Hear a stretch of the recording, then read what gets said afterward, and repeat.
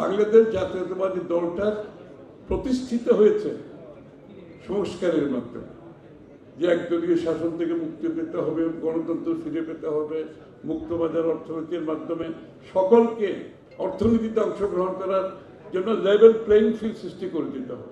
এই যে যারা সংস্কারের কথা বলছে, বাংলাদেশ আজকে যেখানে দাঁড়িয়ে আছে এটা শহীদ প্রেসিডেন্ট জিয়াউর রহমান সাহেবের সার্বিক সংস্কারের কারণে।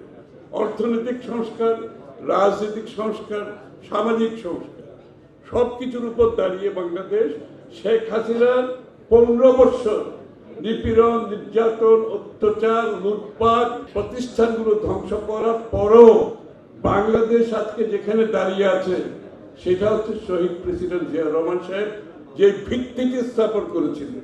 সেই ভিত্তিটি এত শক্তিশালীভাবে উনি করেছেন, এত নির্বিচার, এত অত্যাচার, এত নিপীড়ন, এত লুটপাট, এত আপনার দুর্নীতির পরও বাংলাদেশ কিন্তু এখনো দাঁড়িয়ে আছে।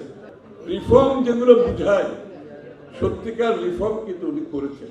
রিফর্ম হচ্ছে গণতান্ত্রিক প্রক্রিয়ার মাধ্যমে কারেকশন হতে থাকবে। It's a correction process, it's a filtration process.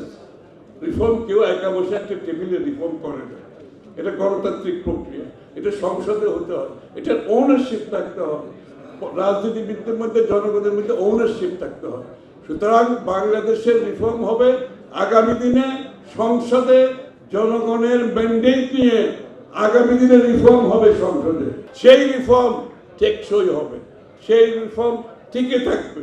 আমরা তো অনেক রিফর্ম আগে দেখেছি। রাজনীতিবিদদের যদি উদ্দেশ্য খারাপ থাকে কোন রিফর্ম কাজ করবে। শেখ হাসিনা যাওয়ার আগে 6 বছর আগে দেশনেত্রী বেগম খালেদা জিয়া ভিশন 2030 মাধ্যমে রিফর্ম দিয়েছে। 1 বছরের অধিককাল আগে তারেক রহমান সাহেবের নেতৃত্বে আমরা আমাদের যুগপৎ আন্দোলনে যারা আছে আমরা সবাই মিলে রিফর্ম দিয়েছি। কারণ আমরা শেখ হাসিনা চলে যাওয়ার পরে যেই বাংলাদেশ পাবো এটাকে মাথায় রেখে, আগামী দিনের কি বাংলাদেশ চাই এটাকে মাথায় রেখে 31 দফা রিফর্ম আমরা জাতির সামনে দিয়েছি। সুতরাং রিফর্মের গল্প আমাদের সাথে করবেন না। রিফর্ম এখন যারা বলছে তাদের বহু আগে শেখ হাসিনার পরবর্তী বাংলাদেশে কি রিফর্ম দরকার হবে সেটা আমরা অনুধাবন করেছি। এই 31 দফা করার জন্য আমরা জাতির কাছে প্রতিজ্ঞাবদ্ধ। রিফর্ম হতে হবে সংসদে। 31 দফা আমরা আগামী দিনে জনগণের ম্যান্ডেট নিয়ে জাতীয় সরকার গঠন করে আমরা সংসদে আগামী দিনে পরিপূর্ণভাবে আমরা 31 দফা বাস্তবায়ন করবো ইনশাআল্লাহ।